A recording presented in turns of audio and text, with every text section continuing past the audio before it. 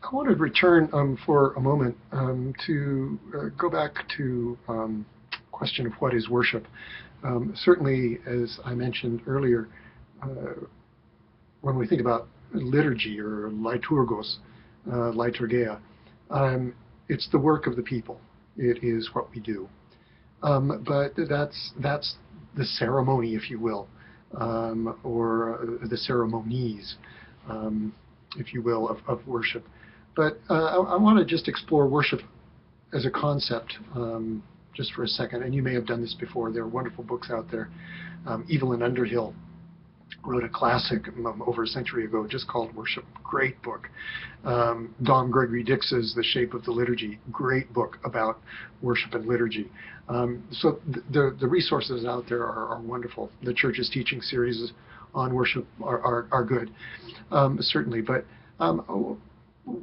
the worship, if you break down the word, even the English word a little bit, it comes from like worthship, WORTH,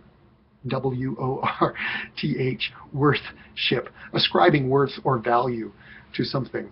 And so if that's what worship is that you are noticing or intending to give or honor something, to ascribe it value, then it behooves us to consider what are we ascribing value to in our worship.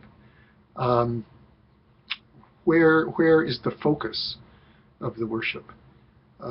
Certainly, again, I don't mean to caricature anything, but you can think of some of the mega churches. Probably nobody knows the name of the church, but they certainly know the name of the main figure there. So you think of Joel Osteen, or T.D. Jakes, or Rick Warren. Do you know the names of the congregations that they serve? And so is the worship really, do people go to worship, or do they go, and what, or who, or do they go to hear T.D. Jakes or Rick Warren or some of these people to be fed in another way?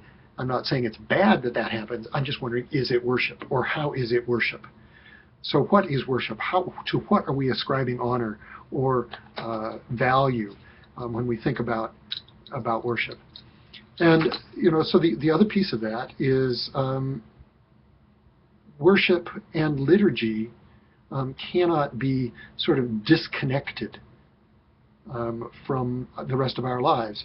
If the work of the people, if liturgy, if that's the work of the people, are we only working for an hour and a half on Sunday mornings? Or is it grant that what we say with our lips we may live out in our lives?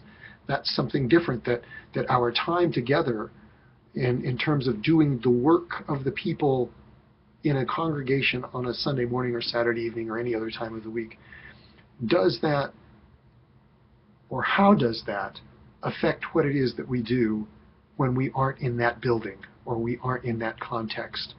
Not to say that worship always has to be done in a building. So, or is it discrete? And most, at least Episcopalians, and the way that the prayer book is set up, would say no, that there is a linkage.